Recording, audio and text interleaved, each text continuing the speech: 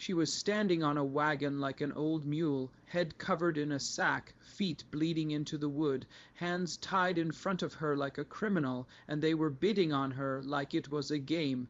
$1, the fat man yelled, laughter thick in his throat.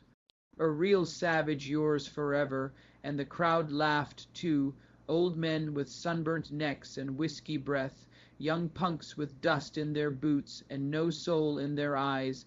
Caleb Morgan stood at the edge of that crowd, heart pounding like a war drum. He'd seen darkness before in the mud of Gettysburg in the eyes of dying boys, but this was worse. This was evil with an audience. He should have walked Yosso away. That's what folks like him do, keep their head down. Let the world rot. But then the girl stumbled just once, like her knees gave out from the shame, and that was it. $1, he said, quiet, flat. The crowd shut up like someone slapped them all at once. The seller smirked, sold to the lonely farmer. He spat, mocking, and as Caleb climbed that wagon, cut the ropes, and lifted that sack, he expected a girl, a victim, a hollow thing. What he saw was defiance, eyes like ambers, a shoulders squared, not afraid, not broken.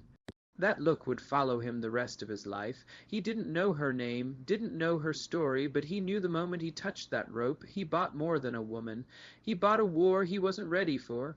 Caleb didn't say a word the whole ride home, not because he was trying to be mysterious. He just didn't know what the hell to say. He'd lived alone for 7 years, ever since Mary passed. He got used to the quiet. Some days he even preferred it. But now he had company, and not just any kind. A woman who hadn't spoken a word since he cut her loose, who didn't cry, didn't thank him, didn't look scared. She just walked behind his horse barefoot like it was nothing. By the time they reached the ranch, the sun was low. The place looked smaller than usual, almost ashamed of itself. Caleb felt that too. He pointed to the small barn and said, "You can stay there. There's a cotton water." She gave no sign she'd heard. That night he couldn't sleep. The silence wasn't the same any more. It had a pulse now, a presence. Next morning he left food and coffee on the porch. He didn't see her take it, but by noon the plate was clean. For 3 days neither of them said a word, but things started to shift. One morning he found the gate latch fixed better than he'd ever done it. Another day his torn shirt was sewn up neat like a store-bought one. He started talking, not to her really, just out loud about the cows, the weather, the ache in his knee. No answers came, but she listened. He could feel it. Then came the storm, big one, black clouds rolling fast. Wind like a damn train. Caleb ran to the barn to get the cattle in. And saw her standing in the doorway watching the sky like it was an old enemy. He yelled, "Get in, get inside." She didn't move. Not until the lightning cracked hard and close. He ran back, grabbed her arm and pulled her to the cabin, slammed the door shut behind them. They stood there, soaked to the bone, hearts pounding. That's when he saw a flicker of fear in her eyes. The storm didn't scare him, but that look did, because for the first time she wasn't just surviving. She was vulnerable, human. After that stormy night, something shifted between them, not with words, not with promises, but with presence. Every morning Caleb would leave coffee and a plate of cornbread on the porch. He didn't see her take it, but by mid-morning it was gone. She started sitting on the edge of the porch steps, not close, but not hiding any more either. He learned her name not from her lips, but from a drawing in the dust. One morning he found an old saddle, all he'd lost weeks ago, placed neatly on the porch rail. Next to it, drawn softly in the dirt, was a prairie flower. That night he pulled out one of Mary's old botany books, page 47. There it was, Ayana, a flower, and in the Comanche language it meant eternal bloom. So the next morning he said it softly as he set the plate down. Ayana. She didn't flinch, didn't look at him, but from that day on he kept saying it, and each time her eyes lingered just a second longer. A few days later she said his name, Caleb. One word, quiet, steady, but it stopped him cold. After years of silence, his name sounded like music in someone else's voice. They didn't talk much. They didn't need to. They started fixing the place up together, her silent touch in the kitchen, his steady hands on the land. He read to her in the evenings, fumbling through faded pages by firelight. Sometimes she'd smile when he mispronounced a word. They were building something slow and honest. One quiet evening, as he was sharpening a hoe by the barn, Ayanna walked over and gently placed her hand on his. She didn't say a thing she didn't have to. It was the first time he didn't feel like a man just surviving, and if he had known what was coming, he might have sharpened a rifle instead of a hoe. But that's the funny thing about peace. You never know how much you needed it until it's about to be taken away. And if you stuck around this far, maybe, just maybe, you're the kind of soul who still believes in stories like theirs. If that's true, go ahead and hit that subscribe button. Stick around because the West has a lot more to tell. Word spreads fast in small towns, especially when the folks talking got nothing better to do.